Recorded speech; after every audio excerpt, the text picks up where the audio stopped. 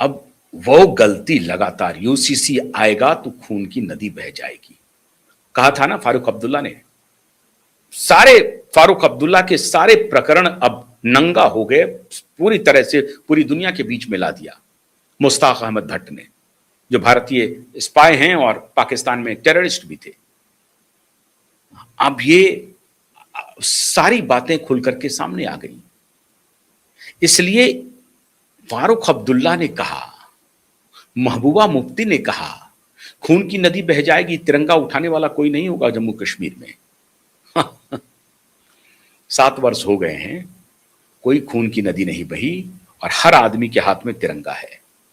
महबूबा मुफ्ती, फारूक अब्दुल्ला और इन सभी इनकी जो संपत्ति है अब उसका आकलन चल रहा है कि ये 5-10 परिवारों ने लूटा है जम्मू कश्मीर को पिछले 77-78 वर्षों में। इस परिवार के संपत्ति, इस परिवार की अय्यासी का, और इसीलिए फारूक अब्दुल्ला के पुत्र उमर अब्दुल्ला अभी साठगांठ कर रहे हैं मोदी जी के साथ कि किसी तरीके से बचा लो। इनका कभी नैरेटिव आता है कि वंदे मातरम भी कहते हैं, कभी आता है कि हमें ध्यान देना पड़ेगा, पाकिस्तान से बातचीत करनी पड़ेगी। इनका नैरेटिव ऐसे चलते रहता है।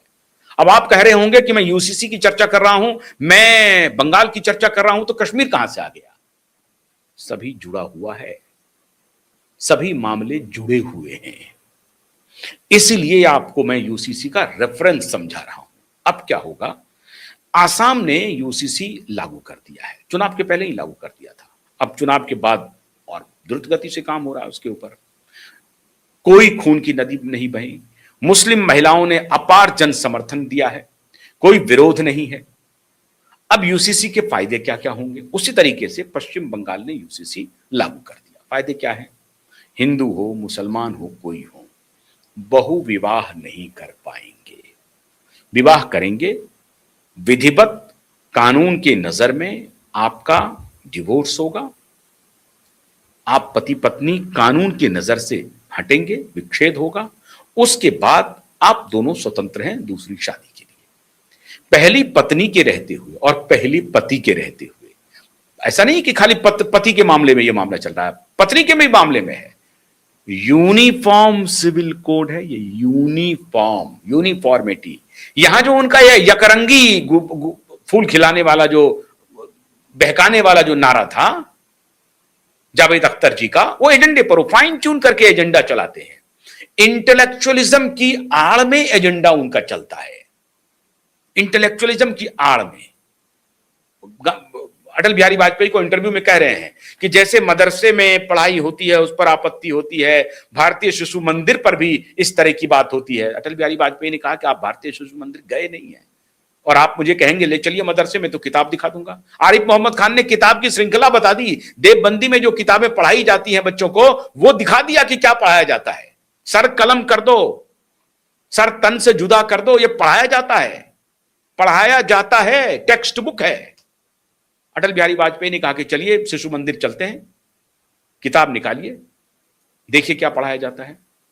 और फिर उन्होंने कहा कि हम सनातन जो है वो एक किताब से बंधा हुआ नहीं है, वो एक पैगंबर से भी बंधा हुआ नहीं है। यहां तो किताब मानने वाले को भी सनातनी है, जो नहीं मानता वो भी सनातनी है।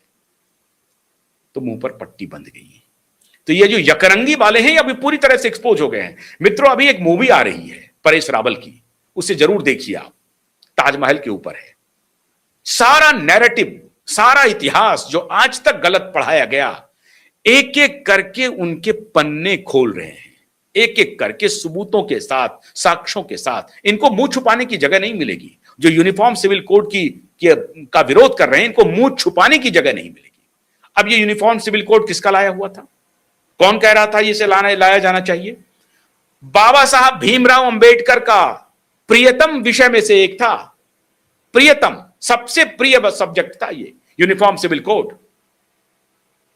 लेकिन उस वक्त कट्टरपंथियों ने लागू नहीं होने दिया इसे।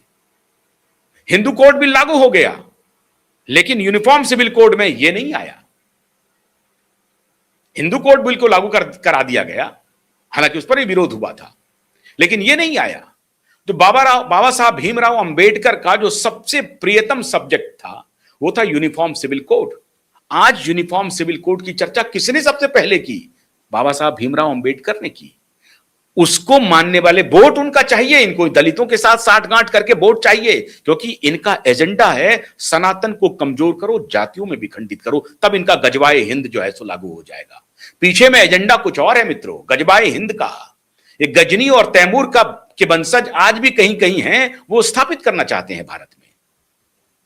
तो इसलिए ये दलित को सनातन से तोड़ करके अपने साथ मिलाना चाहते हैं, जबकि सच्चाई यह है कि बहुत सारे दलितों को बंदूक के नोक पे डरा करके धमका करके कन्वर्जन भी कराया, क्रिश्चियन ने भी कराया और इस्लाम ने भी करवाया। खैर उस पर नहीं जाते हैं कन्वर्जन पे, कन्वर्जन तो अब इनके बाप की औकात नहीं है, कन्वर्जन अब हो नहीं रहा है, ये ध्यान रख लीजिए आप। कन्वर्जन होना अब टेढ़ी खीर हो गई भारत में, कम से कम मोदी और योगी के राज में और अमित शाह के राज में, भूल जाइए कन्वर्जन। लेकिन ये जो यूनिफॉर्म सिविल कोड आया है, ये चर्चा तो बाबा साहब भीमराव अंबेडकर लेकर के आए थे। अब क्या क्या फायदे हैं यूनिफॉर्म सिविल कोड से, ये से सुन लीजिए। एक तो बहुविवाह आप कर नहीं सकते, आपको विवाह की अनुमति है मेल फीमेल दोनों को, लेकिन कानूनी रूप से अलग होने के बाद। कानून तय कर देगा कि आप आज से आप दोनों पति पत्नी नहीं हैं, फिर पत्नी को भी अधिकार है शादी करने की और पति को भी अधिकार है शादी करने की, नंबर 1। नंबर 2, आप अगर लिव इन रिलेशन में रहना चाहते हैं तो आपको रजिस्ट्रेशन कराना पड़ेगा। ऐसा नहीं है कि चुपके से आप कहीं पर किसी होटल में या कहीं कोई मकान लेकर के लिव इन रिलेशन में रह रहे हैं, धोखा दे रहे हैं, धर्म परिवर्तन करवाने के लिए उसके ऊपर दबाव बना रहे हैं, और अगर धर्म परिवर्तन नहीं हुआ तो उसकी हत्या करके फेंक रहे हैं। ये नहीं चलेगा। If you are living in a relationship somewhere, then you have to register yourself. That is mandatory now. अब आप समझ रहे हैं? तो ये जो अपसंस्कृति धीरे धीरे समाज में बढ़ती जा रही थी कि नहीं कोई बात नहीं, हम शादीशुदा नहीं हैं, हम लिव इन रिलेशन में रह रहे हैं, हम बहुत मॉडर्न हो गए हैं, हमें शादी इंस्टीट्यूट मैरिज इंस्टीट्यूशन में हमारा बिलीव नहीं है। बहुत अच्छी बात है, कोई बिलीव नहीं है, आपको कानून कहता है आप रखिए, आप रहिए। आप अगर प्रौढ़ हैं तो आप रहिए, एडल्ट हैं तो रहिए, आप कोई रोक नहीं है, लेकिन रजिस्ट्रेशन कराना पड़ेगा। प्रौढ़ है तो ये नहीं चलेगा, आज लिव इन रिलेशनशिप किसी के साथ, फिर किसी और के साथ, फिर किसी और के साथ, ये काम धंधा बंद। आप समझ रहे हैं? इसलिए कानून बहुत मजबूत होना चाहिए। Law of land must be very stringent, तभी हनक होगी, तभी समाज में कुरीतियां नहीं पनपेगी। जब रूल ऑफ लॉ ही नहीं है तो क्या होगा? कुछ नहीं होगा। अब आप कहेंगे कि रूल ऑफ लॉ में तो डॉरी भी आता है, डॉरी चल रहा है, लेकिन अब उस पर अंकुश लगाए जा रहे हैं, धीरे धीरे कम हो रहे हैं, बढ़ रहे हैं। तो खतरे अगर होते हैं, डॉरी के कुछ मामले आते हैं, उस पर सजा भी हो रही है और बड़ी तेज सजा हो रही है। कानून बना है इसीलिए सजा भी हो पा रहा है। डॉरी डेथ में या डॉरी केस में सजा है बहुत बहुत जबरदस्त, 7-7 साल 8-8 साल की सजा है, तो मामूली सजा नहीं है। इसलिए कानून का मजबूत होना बहुत जरूरी है। तो लिव इन रिलेशन में भी जो रहने वाले सज्जन हैं, महिला पुरुष हैं, वो रह सकते हैं, अनुमति देता है यूनिफॉर्म सिविल कोड, लेकिन आपको साथ ही साथ कहता है कि आप इसका पंजीकरण करवा लीजिए। मतलब लोकल एडमिनिस्ट्रेशन को आप इंफॉर्म कीजिए कि जू such and such living together, कोई बात नहीं। और जब आपका विच्छेद होगा तो इसकी भी जानकारी आपको देनी पड़ेगी कि भाई अब हम लोग लिव इन रिलेशन में रहते थे, हमारा आपस में टकराहट हो गई है, हम दोनों अब अलग हो रहे हैं। इसकी भी जानकारी आपको देनी पड़ेगी अथॉरिटी को, कंपिटेंट अथॉरिटी को। ऐसा नहीं कि आप लिए बिना बताए चल पड़े। अगर बिना बताए चल पड़े तो कानून आपके गर्दन को पकड़ लेगी। ये खेल है। तो अभी तक जो चल रहा था तलाक तलाक तलाक तलाक तलाक, और फिर दूसरे के साथ शादी विवाह, फिर तलाक, फिर दूसरे, फिर तलाक, फिर तीसरे, ये जो खेल चल रहा था, शाहजहां, औरंगजेब, बाबर, इनके जो वारिस है ना, इनका जो खेल चल रहा था, महिला को वस्तु बनाने का जो खेल चल रहा था, प्रोडक्ट के तरीके से इस्तेमाल करो और फेंक दो, ये धंधा बंद हो गया। इसलिए मुस्लिम बहनें अभी राखी लेकर के कतार लग जाएगी भाई शुभेंदु को बांधने के लिए। तो भाई शुभेंदु का जब ये निर्णय आया है तो मुस्लिम बहनें अंदर अंदर खुश हैं और मौलवी छाती पीट रहे हैं। यहां खान मार्केट गैंग छाती पीट रहा है, डेमोक्रेसी पर हमला हो रहा है। देखिए इनकी कहानी देखिए। अभी तो ताजमहल के सारे रिकॉर्ड्स आ रहे हैं सामने, अभी और ये छाती पीटेंगे और कह रहा है कि हिस्ट्री रीराइट नहीं होगा, गलत हिस्ट्री तुमने पढ़ा दी, अब सही हिस्ट्री पढ़ाई जाएगी। कहानी ये है। तो वो दिन अब लद गए कि आप लिव इन रिलेशन में हैं, किसी को कुछ बता नहीं रहे हैं, आप रिलेशन आपका टूट गया, आप निकल लिए, तो ये काम नहीं होगा। तो इस यूनिफॉर्मिटी में जो यकरंगी जो शायरी चल रही थी श्रीमान जावेद अख्तर की, वो फिट नहीं बैठती है, ये लंबे समय तक चल नहीं सकता है। इसीलिए ये यूनिफॉर्मिटी और श्रीमान जावेद अख्तर की जो यकरंगी यूनिफॉर्मिटी है, उस दोनों में फर्क है। यहां बाग में कोई एक ही रंग का फूल नहीं चाह रहा है, यहां हर व्यक्ति चाह रहा है गुलाब भी खिले, चमेली भी खिले और बेली भी खिले, कोई नहीं रोक रहा है।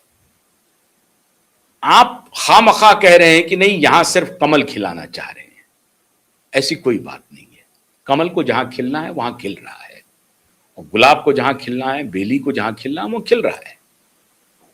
तो इसे आप शायरी का मुअम्मा देकर के यकरंगी करने की कोशिश न करें। अब श्रीमान शुभेंदु अधिकारी ने और हेमंत बिश्व शर्मा ने, दोनों का जो ये फैसला है, इसके पहले उत्तराखंड में हुआ, गुजरात में हुआ, अब धीरे धीरे हर बीजेपी शासित राज्यों में तो समझिए यूसीसी बहाल होगा ही होगा। अभी जो डेमोग्राफी है वहां की 27%, से लोग कहते हैं 30% मुस्लिम आबादी है, लेकिन 27.1% के करीब मुस्लिम आबादी है, 45, 46, 47 लाख के आसपास। अब ये जो आबादी है उसमें 50% महिलाएं हैं। अब ये महिलाएं ये करोड़ से ऊपर हो गई, अब वो सब शुभेंदु के हक में खड़ी होंगी। मौलवी छाती पीटते रहेंगे, तो पीटने दीजिए। एक बहुत बड़ी आबादी अब शुभेंदु के पक्ष में जा रही है। योगी राज में मुस्लिम महिलाओं को जो लाभ मिल रहा है वो देख रहे हैं आप, पूरी दुनिया देख रही है। इसलिए अब यूसीसी के लागू होने से मुस्लिम बहनों का भविष्य थोड़ा सुरक्षित होगा और हिंदू बहनों का भी सुरक्षित होगा। उनके साथ भी जो अत्याचार हो रहे थे वो खत्म हो जाएगा। लेकिन डंडे की जोर पर कानून लागू करना इसे कहते हैं, और मैं समझता हूं कि संविधान की रक्षा राहुल गांधी नहीं, शुभेंदु अधिकारी कर रहे हैं। बाबा साहब भीमराव अंबेडकर के नक्शे कदम पर आगे बढ़ रहे हैं। तो बधाई दीजिए शुभेंदु अधिकारी को, फैसला बड़ा है, छाती पीटने वाले पीटते रहेंगे। बहुत बहुत शुक्रिया, नमस्कार।